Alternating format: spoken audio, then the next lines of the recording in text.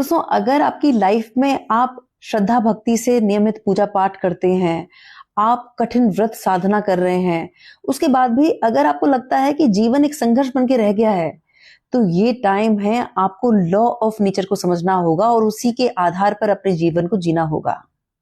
अगर मैं अपनी स्पिरिचुअल लाइफ की बात करूं, तो मेरी लाइफ की बिगेस्ट लर्निंग में से ये रहा है लॉ ऑफ नेचर को समझना।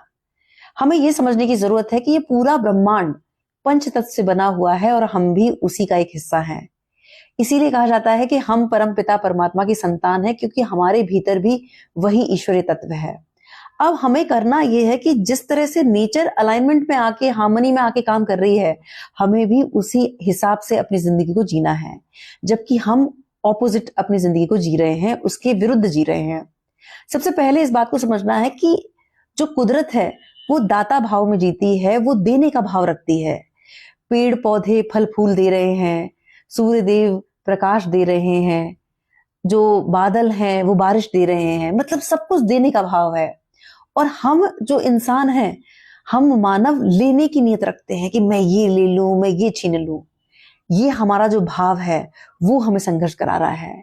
जब हम इस भाव से जीते हैं कि मैं यहाँ परमपिता परमात्मा की संतान हूं और मेरा भाव देने का है, सबके जीवन में हम जब कंपैशन देने की कोशिश करते हैं, अनकंडीशनली लविंगली सबको सर्व करते हैं, जो विजडम नॉलेज हमारे पास है वो सबके साथ शेयर करते हैं, तब हम दाता भाव में आ जाते हैं और परमपिता परमात्मा की सीधी ब्लेसिंग्स हमें मिलने लगती हैं।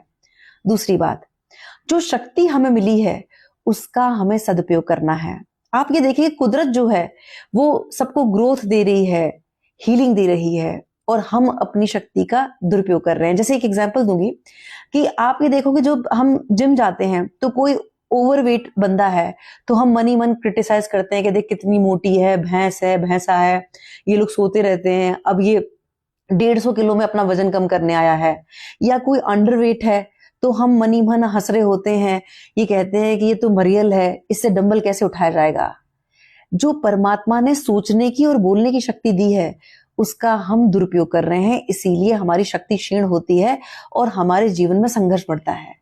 यहाँ हमें ये करना है कि जो इंसान कुछ काम करने आया है तो हमें उसे ब्लेसिंग्स देनी है कि भगवान ये जिस काम से आया है उसमें आप उसके सहायक बने, ये अपने टारगेट को अचीव कर पाए, ये अपने लक्ष्य को पूर्ण कर पाए। जब हम इस हार्मनी में होते हैं तब परमात्मा हमारे ऊपर कृपा बरसा रहे होते हैं। अब है तीसरी बात, हमें लाइफ में अलाइनमेंट में आना है। किसी से कंपटीशन नहीं और किसी के साथ हमारा कोई मतभेद नहीं। मतलब जो हो गया उसको पकड़ के नहीं बैठना है, आगे बढ़ना है। आप ये देखें कि दिन से जब रात होता है तो कितनी सुंदर हार्मनी होती है। पहले सूरज आता है, पहले सुबह होती है, फिर सूरज आता है, फिर शाम होती है, फिर रात होती है, तारे आते हैं, मतलब अलाइनमेंट में है, हार्मनी में है। तो हमें भी अपनी लाइफ को जिम्मेदारी से ऐसे ही डिसिप्लिन होके जीना होगा। किसी के साथ कोई कंट्रोवर्सी नहीं, सबके साथ सहयोग भाव। चौथा और अहम, जो जिंदगी में मिला है उसके लिए कृतज्ञ रहना है, शिकायत नहीं करनी है। आप ये देखें, पेड़ पौधों पर कितने तूफान आंधियां आती हैं, लेकिन वो अपनी फ्लेक्सिबिलिटी का यूज करते हैं और झुक जाते हैं। इसी तरह से जब जीवन में संघर्ष आता है तो हमें झुकना है, हमें उससे सीखना है, शिकायत नहीं करनी है। और जब अच्छा समय आना है तब हमें सबका सहायक बनना है। जब हम इस भाव से जिंदगी जीते हैं तब परमात्मा की 24/7 हमारे ऊपर बेहिसाब कृपा बरसती है और फिर हमारा जीवन सदचित आनंद बन जाता है और जीवन में सिर्फ और सिर्फ आनंद होता है। संघर्ष पूरी तरह से खत्म हो जाता है और संघर्ष आता है तो वो हमें सिखा के जाता है। बहुत बहुत आभार, नमस्कार, जय श्री राम।